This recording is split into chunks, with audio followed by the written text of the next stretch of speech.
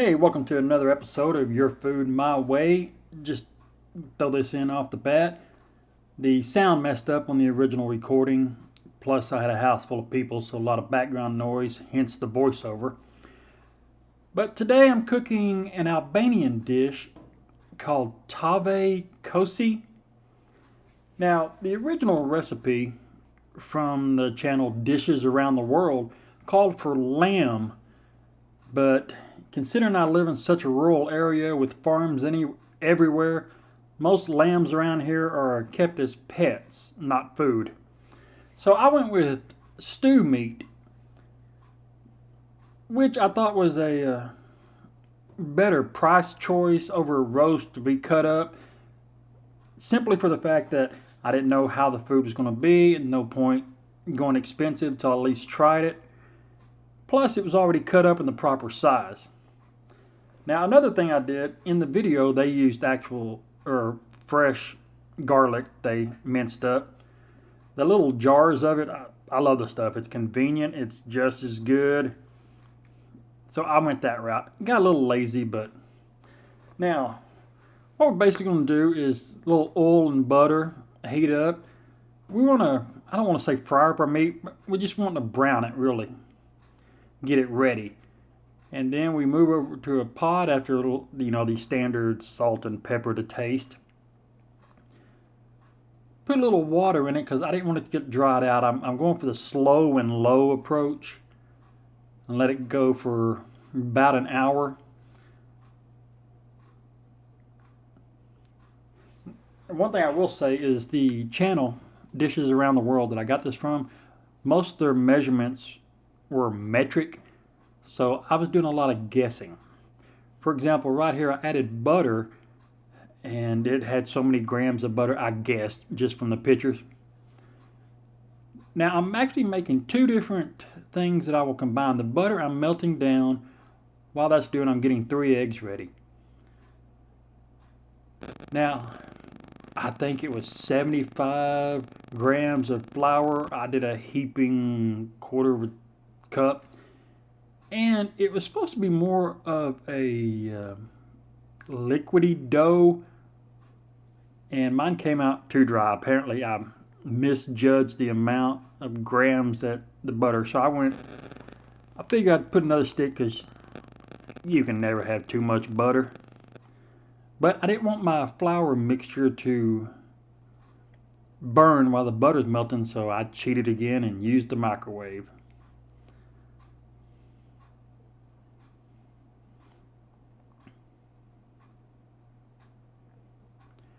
I was shooting for more of a paste texture, whereas basically I just got crumbled flour originally. Now the egg mixture is going to be mixed with yogurt and salt and pepper. Now I went with a light and fit Greek yogurt for a couple reasons. One is what we have in our house. It's kind of a sweeter taste, and of course it's healthier. I thought it was odd to salt and pepper it, but that's what they called for. I was kind of afraid this was going to be a lot like the South African dish bobo tie with that sweet yogurt, but the salt and pepper really cut down on the sweetness more than I thought it would. I gotta say, it wasn't sweet really at all.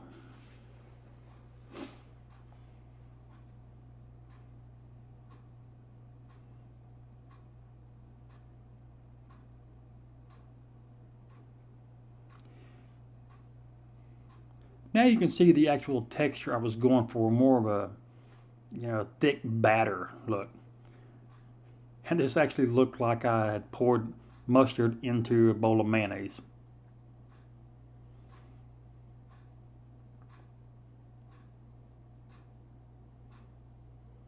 Now the last dish I made, I actually used a dish that was too small. So this time I went for a bigger dish just to make sure that wouldn't happen again.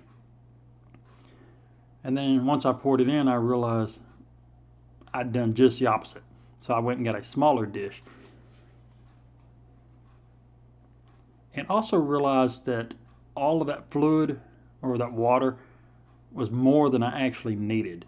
I was kind of afraid that when I put the topping, whatever you want to call it, on top, it would actually thin it, make it more runny, mix down in with the meat, as opposed to sitting on top and creating like a crust.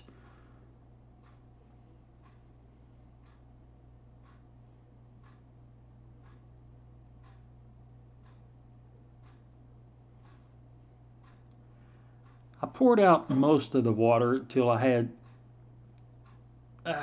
there probably a couple of tablespoons worth of juices still in there. I figured that would allow the crust to sit on top of it without mixing.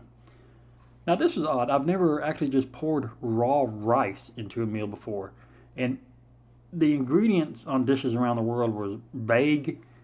They didn't specify. They said rice, so I went with just a plain white rice.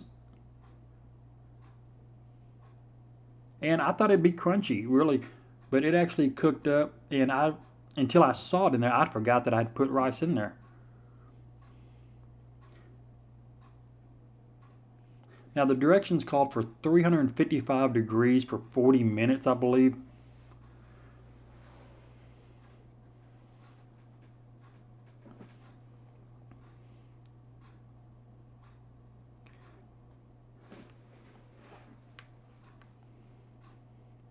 An extra couple of minutes wouldn't have hurt it to brown up a little bit, but it was done through and through. It was really good. None of the sweetness I was expecting. The stew meat got incredibly tender. I mean, just fall apart tender. And it was really good. Everybody that ate it, even the kids, they all came back. Not real spicy, but not bad.